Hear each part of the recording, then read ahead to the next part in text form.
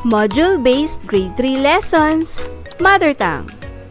Magandang buhay! Ako nga pala si Ma'am Lay. Natutuhan at naisagawa mo sa nakaraang aralin ang pagbibigay ng sariling reaksyon o opinyon tungkol sa issue o paksa na mababasa natin sa pahayagan. Ngayon naman ay pag-aaralan mo ang mga impormasyong makikita sa mga palarawan o grapikong forma. Ang ating aralin sa Mother Tongue ngayong linggo ay tungkol sa pagkuha ng detalye at pag-unawa sa grapikong pananda o marka. Ito ay mula sa ikatlong unit, ikatlo at ika-4 na linggo. Ipapakilala sa iyo ang tatlo sa maraming uri ng presentasyon o paraan ng pagpapakita ng impormasyon gamit ang mga larawan. At pagkatapos ng ating aralin, inaasahang nakakukuha ka ng mahahalagang detalye mula sa informational text na akma sa iyong baitang. Inaasahan din na mauunawaan mo ang pictographs gamit ang pananda at illustrations sa tulong ng tatak o marka. Tingnan ang mga larawan. Alam mo ba kung ano-ano ang mga ito? Nakakita ka na ba ng mga halimbawa nito? Ito ang ating tatalakayin ngayong linggo. Kadalasang nakakukuha ka ng mga impormasyon mula sa mga teksto o pasulat na forma. Nakapaloob ang mga ito sa nakalimbag na mga salita. Maaari ring makuha mo ang mga impormasyon mula sa pakikinig sa sinasabi ng nagsasalita. Kaiba sa mga ito, makakukuha ka rin ng impormasyon mula sa iba pang uri ng informational text. Ang informational text ay paglalahad ng mga makatotohanang nilalaman o detalye. Layunin nitong magbigay impormasyon sa mambabasa tungkol sa paksa. Ilan sa mga halimbawa nito ay ang mga aklat, talambuhay at iba pang babasahin. Sa pagkakataong ito, bibigyang pansin mo muna ang pictographs, illustrations at infographics. Ito ay isang halimbawa ng pictograph kung saan nagbibigay ito ng impormasyon tungkol sa mga gulay sa bukid ni Mang Celso, na kung saan may makukuha tayo dito o maaaning talong, kalabasa at carrots. Ang pictograph ay isang uri ng graph. Ito ay diagram na kumakatawan sa isang sistema ng ugnayan ng iba't ibang bagay sa pamamagitan ng mga larawan. Ang impormasyon ay ipinapakita o sinasabi sa atin gamit ang mga larawan. Sa halip na mga salita lang ang isinusulat upang maipakita ang mga impormasyon, ang pictograph ay ginagamit upang mas madaling malaman ng mambabasa ang datos o detalye. Ang nasa larawan ay isa pang halimbawa ng pictograph.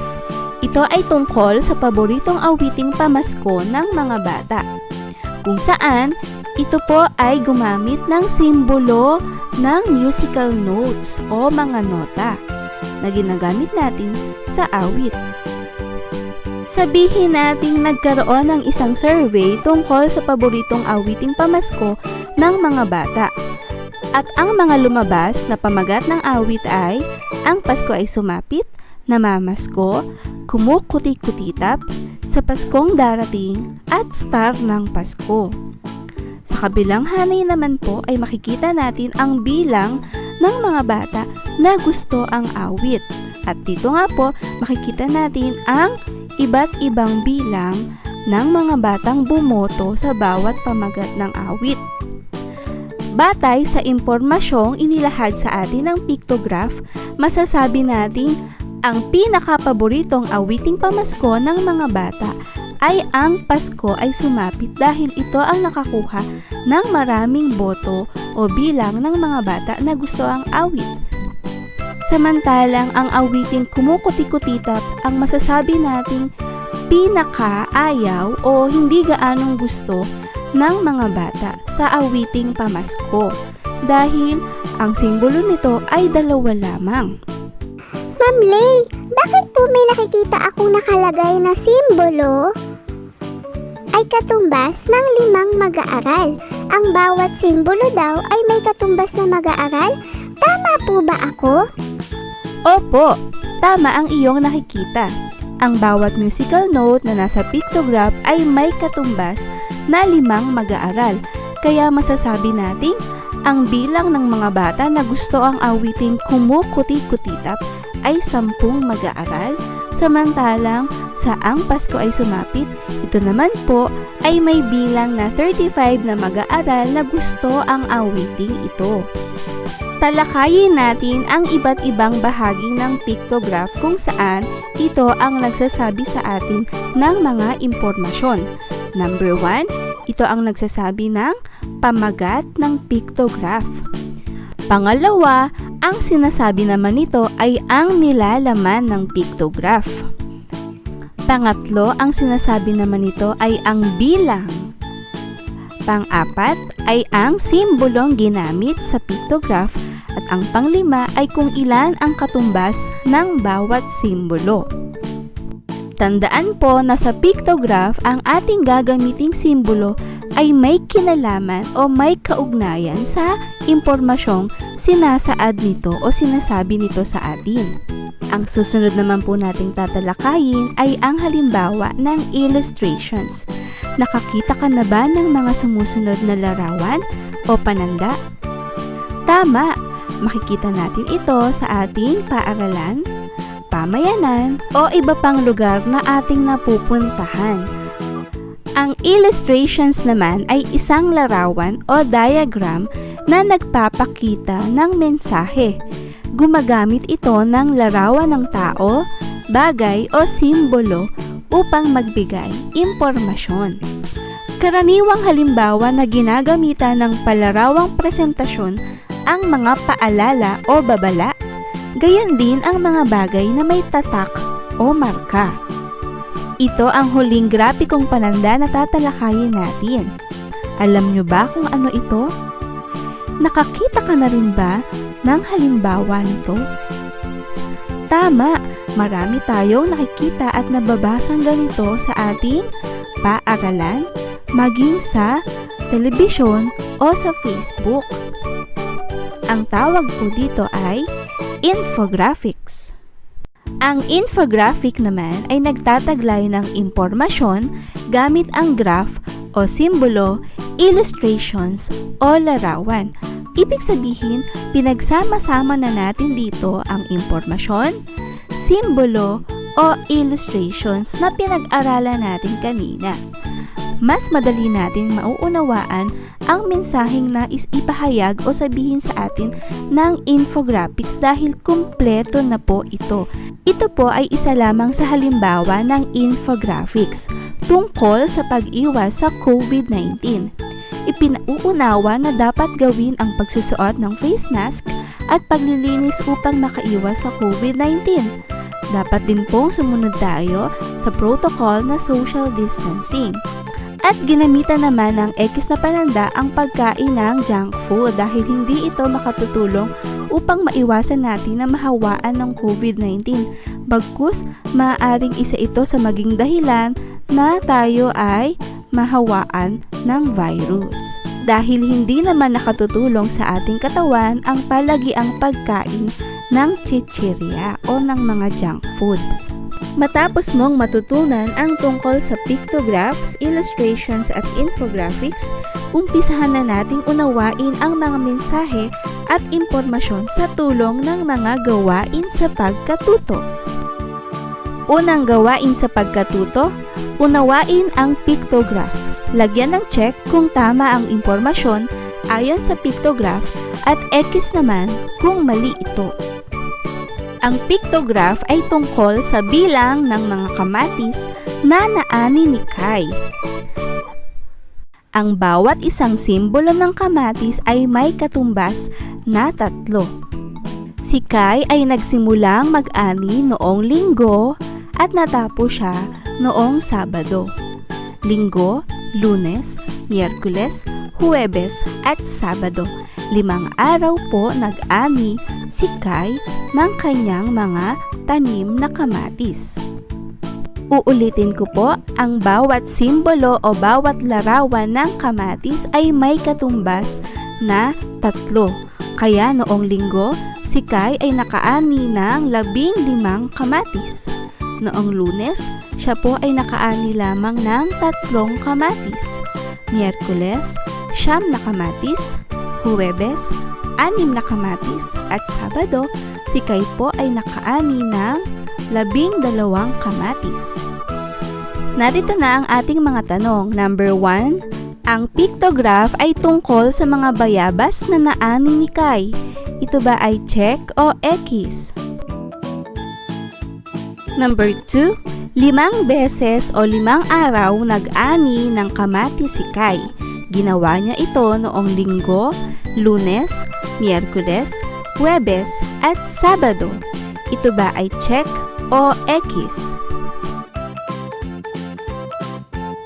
Pangatlo, 3 kamatis ang naani ni Kai noong Miyerkules dahil 3 piraso ang makikitang simbolo sa tapat nito. Ito ba ay check o X?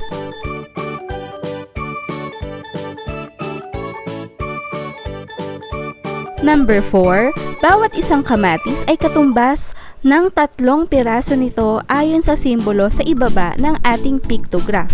Ito ba ay check o X? At number 5, 12 kamatis ang naani ni Kai noong Sabado dahil 4 times 3 ay 12. Ito ba ay check o X?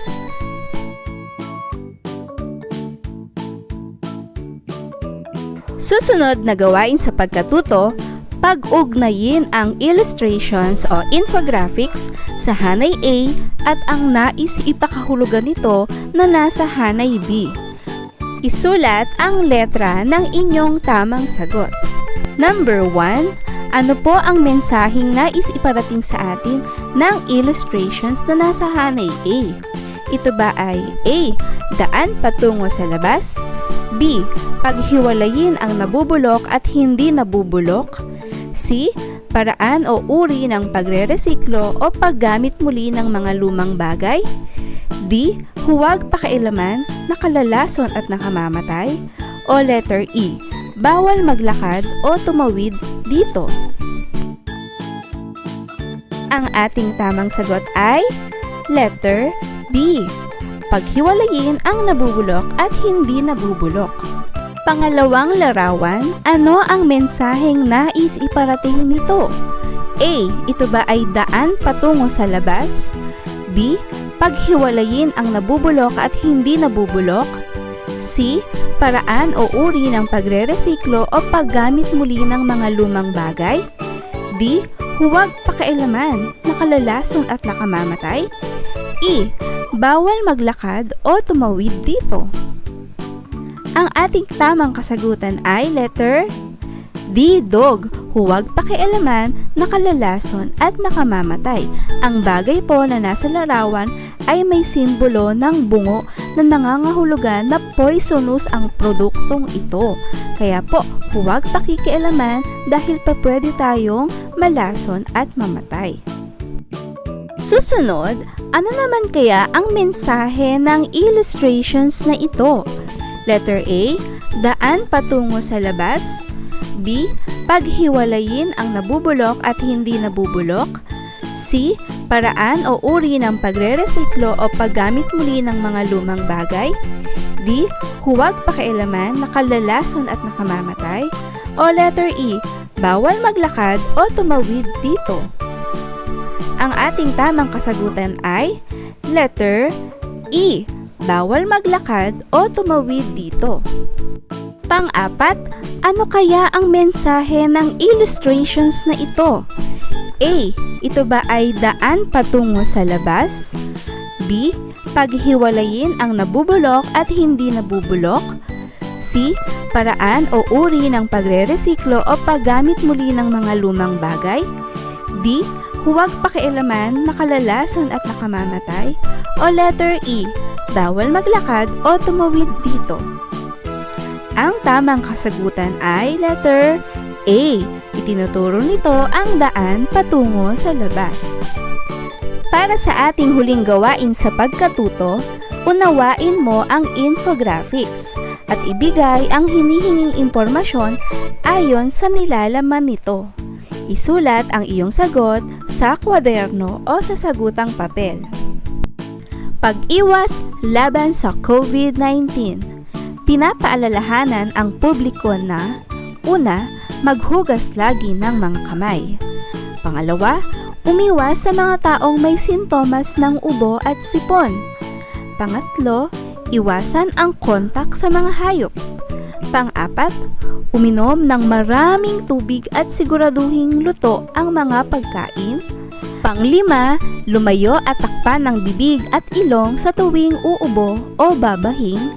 At pang-anim, agarang kumonsulta sa health facility kung may sintomas ng ubo at sipon, lalo na kung bumiyahe sa Wuhan, China. Ito ay mula sa https://doh.gov.ph o mula sa Department of Health o Kagawaran ng Kalusugan. Unang tanong, tungkol saan ang infographics? Ito ay tungkol sa pag-iwas laban sa COVID-19 o mga paraan upang makaiwas tayo laban sa COVID-19. Number 2, ilang paalala ang makikita sa infographics?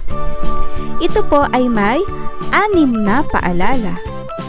Pangatlong tanong, para kanino ipinahahatid ang mensahe o paalala? Ito ay pinapaalala sa publiko o sa lahat ng tao. Number 4, alin-aling bilang ang nagpapaalala ng pag-iwas? Ang mga bilang na nagpapaalala ng pag-iwas sa COVID-19 ay ang mga bilang 2, umiwas sa mga taong may sintomas ng ubo at sipon. Bilang 3, iwasan ang kontak sa mga hayop. At ang mga bilang na 1, 4, 5 at 6 ay nagsasabi ng mga paraan kung paano makaiiwas sa COVID-19. Natutuhan mo sana sa araling ito ang pictograph, illustrations at infographics. Na ang pictograph ay isang uri ng informational text na gumagamit ng larawan o simbolo upang makapagbigay impormasyon, kabilang na nga rito ang illustrations at infographics. Mahalagang matutuhan mo ang mga ito upang maunawaan ang mga hindi pasulat na mensahe na makikita mo sa iyong paligid tulad ng paaralan, pamayanan o sa telebisyon. Hangad kong marami ka na namang natutunan sa ating aralin sa Mother Tongue. Maraming salamat sa inyong panonood. Hanggang sa muli. Paalam!